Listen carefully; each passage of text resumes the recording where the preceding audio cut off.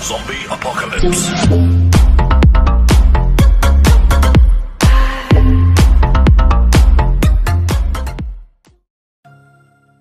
Yo kaum berbahan, Bang Wibu mau update apoteosis lagi nih. Hiburan 10 menit untuk kalian. To my channel Wibu Bau Bawang. Buat kalian para penonton, jangan di skip kalau ada iklannya, oke? Tidak lupa juga yang udah subscribe, di like videonya reader. Abaikan untuk background video aneh-anehnya. Sebelum nampilin apoteosis chapter 1025, Bang Wibu mau ceritain singkat chapter sebelumnya. Bagi yang mau skip, Bang Wibu persilahkan. Biar gak ngabisin banyak waktu, Bang Wibu ceritain bagian akhirnya saja ya. Satu persatu Lu Jing dengan Falling Star Hand-nya mengalahkan ketiga keluarga sipir. Ludi, Lu Bing, dan Bai Sevan jatuh di tangan Lu Jing. Anggota keluarga sipil lainnya panik melihat kekuatan terkuat mereka telah mati. Mereka sadar kalau diri mereka bukan lawan Lu Jing. Mereka pun memutuskan untuk mundur. Lu Jing yang melihat orang-orang sipir melarikan diri berkata dalam hatinya, ini sudah berakhir. Di altar, patriark keluarga sipir melihat lampu kehidupan Bai Sevan, Lu Bing, dan Lodi telah mati.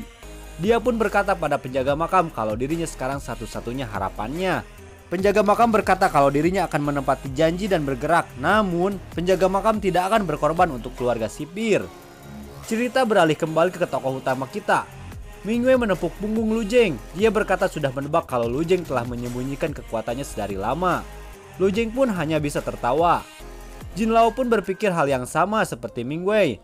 Namun Jin Lao berspekulasi kalau kekuatan Lu Jing kemungkinan adalah kekuatan garis keturunan dewa kuno kekacauan. Jin Lao juga berkata dalam hatinya kalaupun klan Li sedang terpuruk, selama ada Lu Jing masih ada harapan. Xiaoyun memandang Lodi, Lu Bing, dan Bai Sevan yang telah mati. Dia merasa sedikit terbawa suasana di mana dirinya dan ketiga orang yang mati adalah keluarga.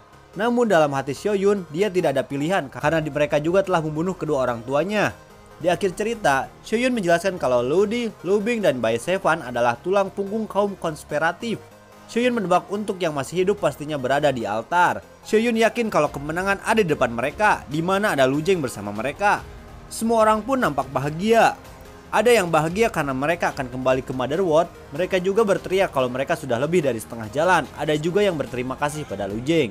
Di akhir cerita, semua memutuskan untuk beristirahat karena akan menghadapi perang terakhir mereka. Lu Jing yang memandang langit berkata dalam hatinya, aku akhirnya bisa kembali. Aku tidak tahu bagaimana keadaan semua orang sekarang. Bersambung. Sebelum baca chapter 1025 apoteosis, Bang Wibu mohon maaf jika ada kesalahan terjemahan, alur cerita, dan juga nama tokoh. Terus support autornya dengan cara membeli komik aslinya di kotak-kotak kalian ya. Langsung saja kita baca apoteosis chapter 1025 bahasa Indonesia. Selamat membaca.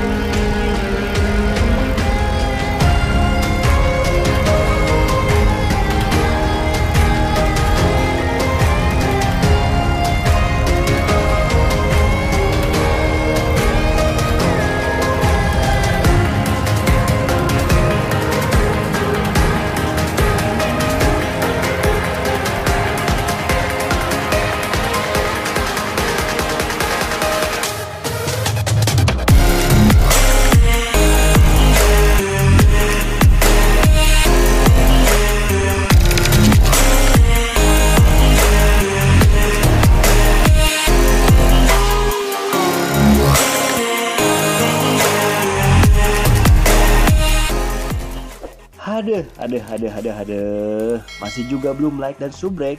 Cepetan, subrek dan like sekarang juga.